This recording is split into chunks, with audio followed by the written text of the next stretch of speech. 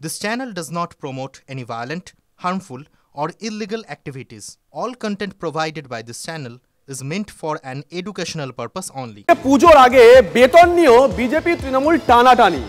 বাংলা কেন্দ্রীয় সরকারি কর্মীরা বেতন পাবেন ২৬ তারিখে। বাঙালি আবেগ উস্কে গতকালই পোস্ট করেন কেন্দ্রীয় মন্ত্রী সুকান্ত মজুমদার। গতকাল সন্ধে আগাম বেতনের কথা ঘোষণা করে রাজ্য।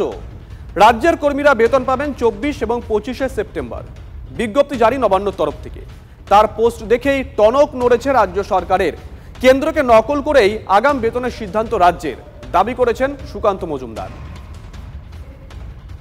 টুইট করেছিলাম যে কেন্দ্র সরকার সিদ্ধান্ত নিয়েছে যে বাংলার যারা কেন্দ্র সরকারি কর্মচারী তাদের মাইনে বা স্যালারি ২৬ তারিখে মিটিয়ে দেওয়া হবে। তো সেটাকেই দেখেই এখন রাজ্য সরকার তড়িঘড়ি নেমে পড়েছে। তড়িঘড়ি আমার টুইটটা দেখার পর এবং কেন্দ্র সরকারের এই অর্ডার দেখার পর টনক নড়েছে মমতা বন্দ্যোপাধ্যায়ের সরকারের। সরকার সিদ্ধান্ত নেওয়ার পর তাকে দেখে নকল করে আর রাজ্য সরকার সিদ্ধান্ত নিয়েছে মাইনে দিয়ে দেওয়ার।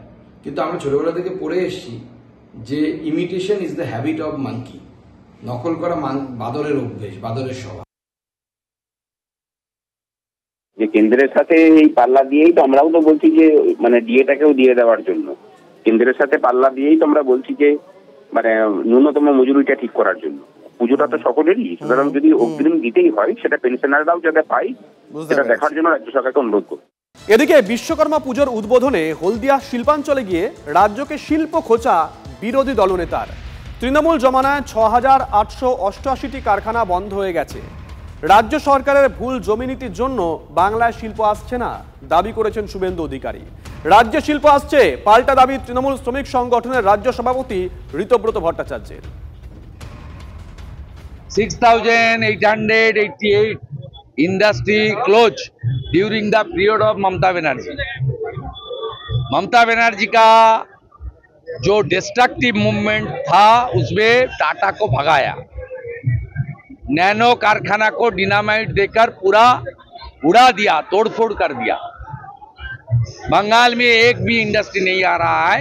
सरकार का गलत लैंड पॉलिसी है और सबसे शर्मनाक कदम है उठाया। इस बार का बजट में इंडस्ट्रियल इंसेंटिव्स नहीं है।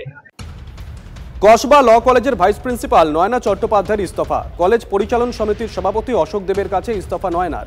বিধায়ক অশোক দেবের নেতৃত্বে বৃহস্পতিবারই জরুরি বোর্ড মিটিং।